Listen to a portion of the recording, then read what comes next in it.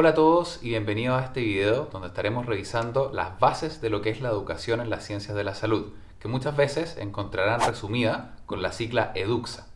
En este video entonces estaremos viendo una introducción a lo que es esta disciplina y su contexto general.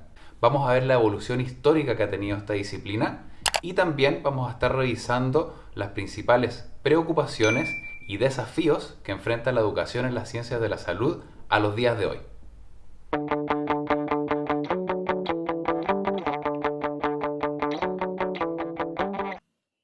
Primero que todo, ¿qué es la educación en las ciencias de la salud? Es una forma especial de educación aplicada a la formación de profesionales en el área de la salud. Entonces es un proceso de formación de profesionales de la salud que podemos verlo en tres grandes áreas. Primero tenemos el pregrado, después tenemos el área del posgrado y el postítulo, y luego tenemos la formación continua. ¿Por qué es importante identificar estos tres componentes o estas tres etapas de la formación? Esto es debido a que hay una distinción en lo que es la formación del pregrado, la formación del postítulo y la formación continua. Recordemos que nosotros tenemos a los estudiantes dentro de los primeros 5 o 6 años de su carrera. Por lo tanto, es muy importante fomentar una cultura de continuo aprendizaje que vaya más allá de la formación formal del postítulo y el posgrado, pero que también tenga un fuerte componente enfocado en lo que es la formación continua, ya sea la formación continua a nivel de curso, a nivel de seminarios, pero también de forma autónoma y autodirigida. Ahora, ¿qué particularidades nos ofrece la educación en las ciencias de la salud y por qué nosotros la vemos como una disciplina propiamente tal? ¿Es la educación en las ciencias de la salud una disciplina especial? Las ciencias de la salud tienen una posición privilegiada dentro de nuestra sociedad, lo que conlleva también una gran responsabilidad por el cuidado de la salud de las personas. Y la formación en que se educan los profesionales también tiene sus particularidades.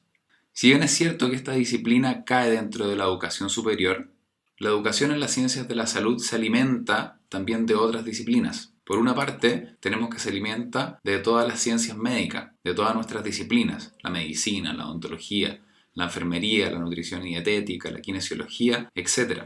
Pero por otro lado, también tenemos que se alimenta en gran medida de lo que son las ciencias sociales, la psicología educacional y la educación. Por lo tanto, la educación en la ciencia de la salud toma muchas cosas de muchos lados, pero a su vez ha constituido como una fuerte disciplina que ha contribuido con grandes desarrollos, como lo que es el aprendizaje basado en problemas, la simulación, todo lo que son las evaluaciones estructuradas en el ambiente clínico. Grandes avances ha aportado en la supervisión y en el uso de tecnologías para potenciar el aprendizaje.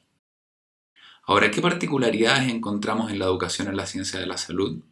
Primero, y como muchos de ustedes deben recordar cuando ustedes eran alumnos, se caracteriza por una gran sobrecarga en el currículum. Largas jornadas de trabajo para los estudiantes, largas jornadas de estudio, más atención de pacientes, para luego tener que llegar a sus casas y seguir estudiando. Por lo tanto, hay una gran sobrecarga de contenidos que también se potencia por la asistencia a pacientes. Cuando entra el componente de pacientes es una sobrecarga más a la gran cantidad de contenidos que deben manejar nuestros estudiantes.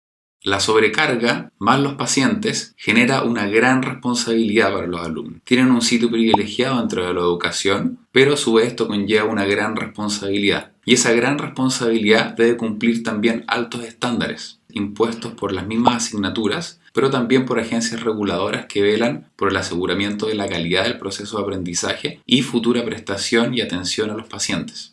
Todo esto conlleva horarios muy demandantes y son algunas de las particularidades que forman esta disciplina de la educación en ciencias de la salud.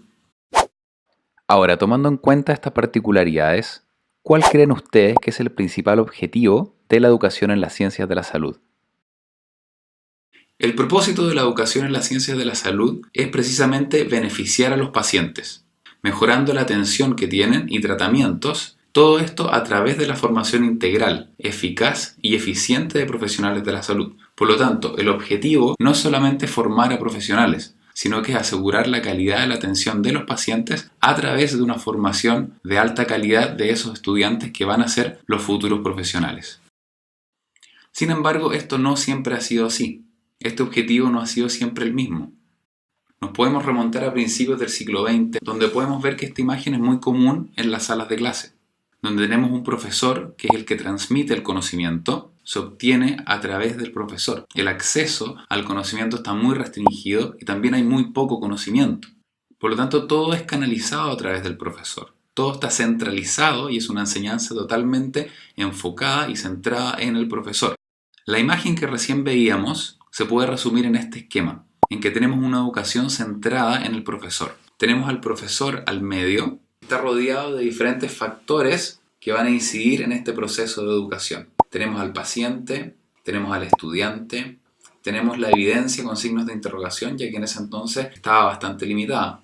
Y tenemos un currículo bastante fragmentado y basado en disciplinas que pueden toparse unas con otras, tan aisladas que pueden impartir conocimientos diferentes unos de otros en el mismo contenido y que muchas veces también involucran la repetición de contenidos. Por lo tanto, no hay comunicación entre las asignaturas. Ahora, a principios del siglo XX, hubo un autor que pensó diferente y nos decía lo siguiente. En la educación de los futuros profesionales de las ciencias de la salud, debe haber una transición desde un rol pasivo escuchando clases frente a un profesor hacia un rol activo donde ayuden y se preocupen por mantener la salud de la población y el cuidado de los enfermos. Esta cita pareciera ser muy reciente, pareciera como si la hubiésemos escuchado recientemente en una conferencia. Sin embargo, es bastante antigua, corresponde a Abraham Flexner, del año 1910. Esa era la visión que tenía Abraham Flexner de la educación en la ciencia de la salud ya en 1910. Sin embargo, desde ahí hasta el día de hoy, es poco lo que se ha avanzado en referencia a esta cita. Por el año 1910, entonces, fue este educador estadounidense quien desarrolló el reporte Flexner, que tal vez muchos de ustedes conocen y que ha sentado las bases de lo que es la educación médica. Flexner entonces visitó 155 escuelas de medicina en Estados Unidos y en Canadá, principalmente debido a la falta de rigor y prácticas científicas con la que se estaba formando a los futuros médicos. Dentro de las principales críticas que hacía Flexner en su reporte estaba la mediocre calidad de la educación y la mediocre calidad de las instalaciones en las cuales se formaban los futuros médicos, el excesivo lucro del sistema, el currículo inadecuado y también el foco alejado de lo científico en la formación de los futuros médicos. Además, también criticaba el método de selección de los estudiantes, que en ese entonces estaba principalmente basado en si alguien podía o no pagar el costo del arancel y la matrícula. Y uno de los puntos más importantes que criticaba Flexner era que no había contacto con el paciente a lo largo del currículo. Por lo tanto, los pacientes eran los que sufrían cuando los médicos practicaban por primera vez en ellos luego de titulados. Uno de los llamados que hizo Flexner a partir de su reporte fue entonces que la medicina se enseñara en universidades, que ya pasara a enseñarse en centros aislados, en pequeñas escuelas, sino que se llevara al contexto universitario, que las universidades realizaran investigación para alimentar la educación, que la educación se llevara a cabo en recintos hospitalarios universitarios. Una consecuencia entonces del informe de Flexner es que se cerraron muchísimas escuelas de medicina en Estados Unidos y en Canadá, y también muchas se fusionaron para poder cumplir los estándares que estaba fijando este reporte. Flexner también, como veíamos en la cita anterior, hizo un llamado al aprendizaje activo, fuera de escuchar una cátedra y estando con los pacientes practicando. Ese era el llamado que nos hacía Flexner.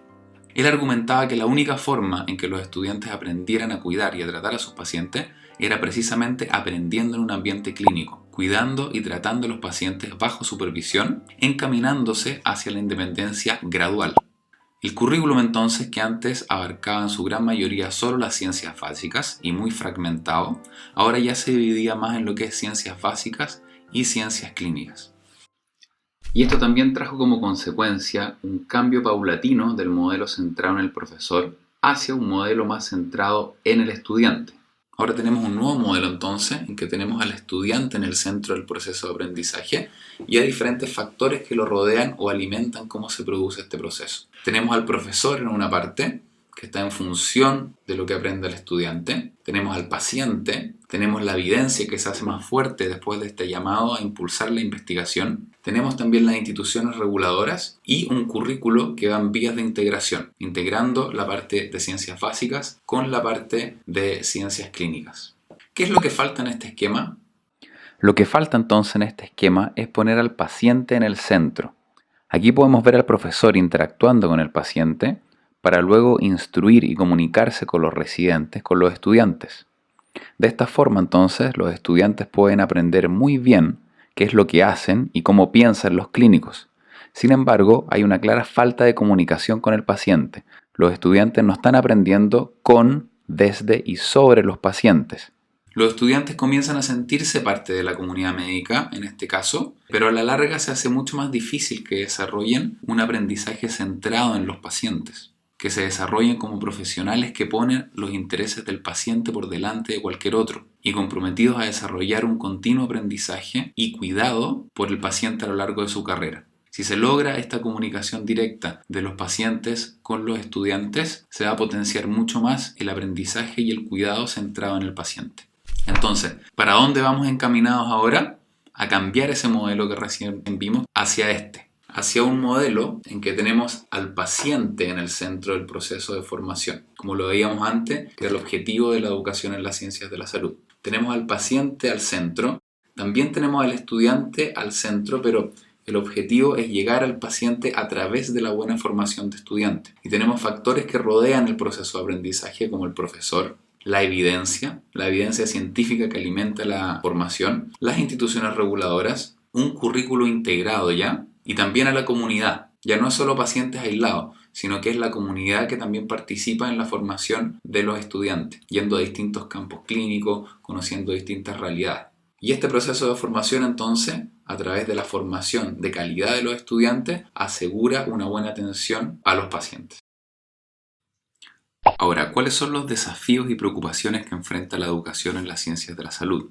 Primero es la selección, partiendo desde el comienzo. Una gran preocupación es la selección de los estudiantes, tanto para el pregrado como para las especializaciones, para el postítulo y posgrados. ¿Son adecuados los métodos de selección que tenemos hasta ahora? Es necesario incorporar nuevos métodos y darle más importancia a una selección cualitativa, como por ejemplo mediante el uso de las mini entrevistas múltiples estructuradas. En un ambiente tan competitivo como lo son las ciencias de la salud, es crucial contar con métodos justos y transparentes de selección. Por lo tanto, seleccionar a las personas adecuadas para el trabajo adecuado es un predictor muy importante para la productividad, para la calidad de vida laboral y también para la satisfacción.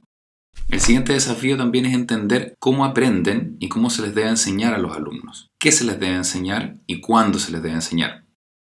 Y cómo se puede asegurar entonces, que es otro tema, cómo se puede asegurar entonces la calidad de estos aprendizajes. Aquí el diseño curricular toma gran importancia, así como las teorías del aprendizaje y las didácticas apropiadas, tanto para grupos grandes como para grupos pequeños.